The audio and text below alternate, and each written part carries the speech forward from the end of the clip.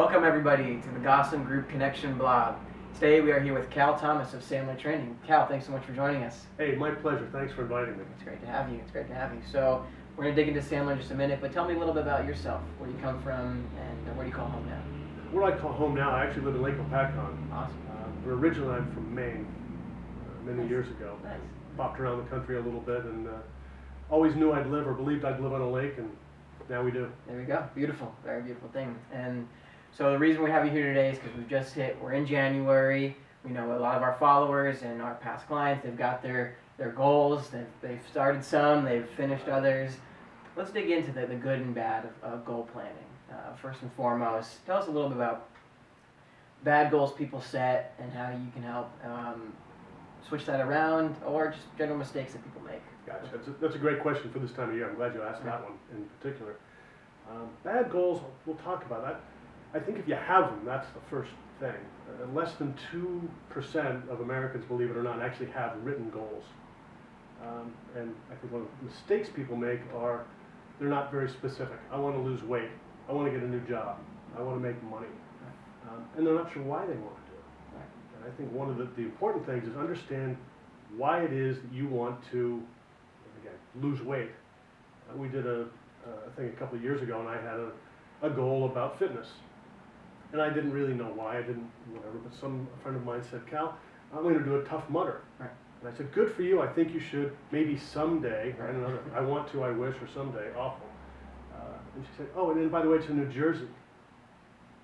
So I was stuck. But there's not a chance in the world I was going to show up and be the laggard in that group of 5 or 6 people. Right. So I had kind of a why and a real motivation for it. Awesome. Awesome. So great. Tell me a little bit about Sandler Training, how you found it, and your role now with the company.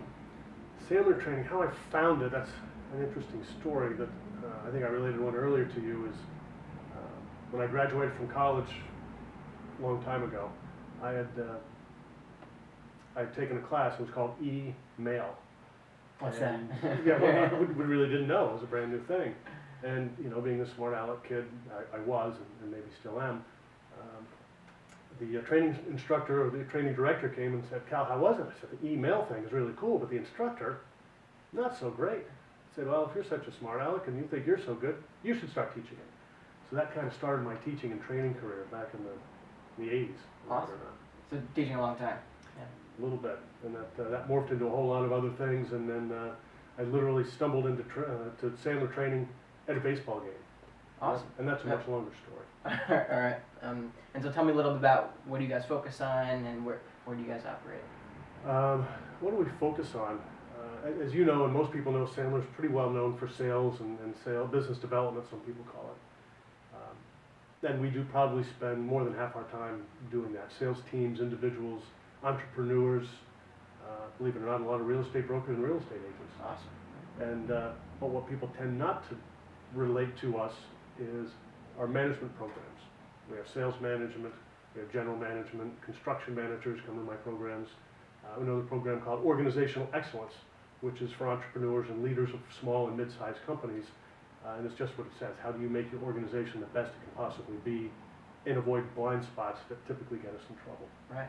And I guess the other one would be customer service. We have a customer service program, and we're doing with a lot of doctors and hospitals and such. Okay. Excellent. So you cover a little bit of everything.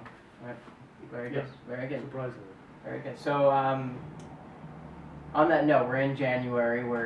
Everyone is looking at their new goals, their New Year's resolutions, and some are going well, some are falling by the wayside. Let's dig in, like the good and the bad of goal setting. What would you say is a bad goal per se, or one of the main reasons people fall off their goals? Bad goal. I don't know that there are bad goals, but you have to really understand why. Right. Why do I want to accomplish this? And otherwise, it's going to be really hard to stay committed to it. And also very specifically. Right. Lose weight is the big one that always comes out. I know in my gym it's packed in January, February. Good. Yeah, me too. But how are you going to do that? Right. So taking it to goals, to plans, to actions. Right. So I've got this lofty goal I want to accomplish by some date, I hope. Right. But what are the things I'm going to do literally every day and every week that I have to do that are very specific? I need to go to spin class. Right. I need to get a trainer. Right. And I think the third important thing there is to have someone to whom you're accountable. Right. I have a meeting every Friday at 5 o'clock with a friend of mine in Oregon, and we have 2 things that we must work on in those 2-week periods, and we must accomplish it. Awesome. So there's a little bit of pressure, Right. and I can't show up and talk to him having not done it. Right. Pressure's good. The pressure's Pressure. important. Yeah. Pressure's Yeah. important. Awesome. So you're talking your why, being specific, and having accountability in your life would really keep you going. Absolutely. Awesome. And so you mentioned the scope of your guys' training. Could you tell us a little bit about one other thing that someone may not know about you or about Sandler training that you want them to know? What do I want them to know? There's a little bit of a secret, but it's not all about sales training or other training. Right. People think it's all about technique and what do you do and what do you say. But it really starts there. It really starts with changing your mindset of what can I accomplish, Right. and then how do I accomplish it.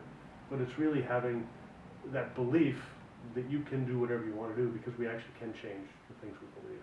Awesome. Beautiful. I love it. And so aside from business for a second, tell us a little bit about when you're not working and grinding away, where could I find you? What do you like to do for fun? And what do you look forward to doing in 2019? That's important. Yeah. So we live on a lake, I mentioned, Right. and we spend, you will find me most late afternoons and weekends on a boat, Yeah? Awesome. On the water? on the water. Fishing or just chilling? Or People ask me if I like fishing. I Yeah. like catching fish, yeah. but on our lake we just kind of relax. Just relax. And some water sports. Yeah, excellent. All right. Well, thank you so much for joining us. It's been an absolute pleasure. Guys, please take a look below. We'll make sure to link up some favorite books of Cal, his website, as well as contact information. If you're more interested in setting some goals or doing some business training in 2019, we can't say enough amazing things about Cal, and we'd love for you to learn more about his services. Thank you, sir. Appreciate it. Pierce, thanks. Really appreciate the invitation. Awesome. Cool.